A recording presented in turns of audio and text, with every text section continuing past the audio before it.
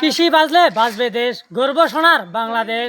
হাজারো কল্পনা জল্পনা যখন হাজারো মানুষের দোয়ায় হয়নি কোনো বৃষ্টি, কিন্তু অসময়ে বৃষ্টি হয়ে সমস্যা হয়েছে, হাজারো কৃষকের সমস্যার সৃষ্টি।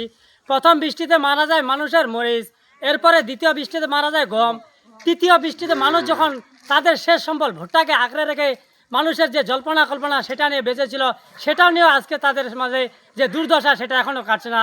তবে কথা বলবো কৃষকদের সাথে, যারা শেষ সম্বল এরকম ভুট্টাকে নিয়ে বেঁচেছিল, তারা কতটুকু রেট নিয়ে এখন শেষ ভরসায় ভুট্টা কেনা বেচা করে, এই নিয়ে কথা বলবো। আসুন কাজল ভাইয়ের সাথে কথা বলে। ভাই, আপনি এবারে ভুট্টা কতটুকু জমি করছেন?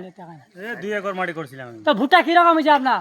ভুট্টা তো ভালোই হয়েছে। তা এর আগে কি আপনি কোনো আবাদ করছিলেন, মরিচ বা গম, ভুট্টা? মরিচ করছিলাম 1 বিঘা। কি হয়েছে ওটা আপনার? ওই শেষ পানি ডুবে শেষ। এরপরে ভুট্টা গম গম কি হয়েছে, কতটুকু পাইছেন? গম পাইছি আর কিছু পাইছি। এরপরে ভুট্টার কি অবস্থা?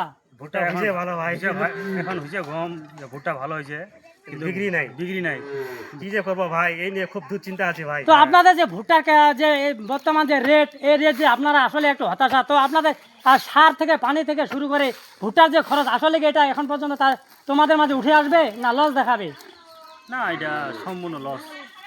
500 টাকা 600 টাকা মন, এটা সম্পূর্ণ লস। অর্থাৎ হাজারো কল্পনা জল্পনা মানুষের দুঃখ দুর্দশার যেন শেষ নেই। যেটুকু সম্বল ছিল তাদের ভুট্টার, সেটাও নিয়ে আজকে কৃষকরা হতাশা। তবে এখনও তারা শেষ পর্যায়ে এরকম হতাশা নিয়ে এই ভুট্টাকে নিয়ে তাদের যে ক্ষতি সেটা কাটিয়ে উঠতে পারবে কিনা, এরকম প্রশ্ন সারা বিশ্বের কৃষকদের মাঝে। এরকম হাজারো তথ্যচিত্র নিয়ে আপনাদের মাঝে উপস্থিত হওয়ার ইচ্ছা ও প্রতিভা অন্তরে থাকলেও যোগাযোগ আর অর্থের অভাবে মনের আশা মনে রয়ে যায়। সব খবর সবার আগে সব জায়গায় পৌঁছে দিতে আমি হাজির থাকি মোহাম্মদ আলমগীর কবির, মহানন্দা নিউজ, জায়গির জোত, শাহরুল ভাইয়ের বাড়ির স্থান।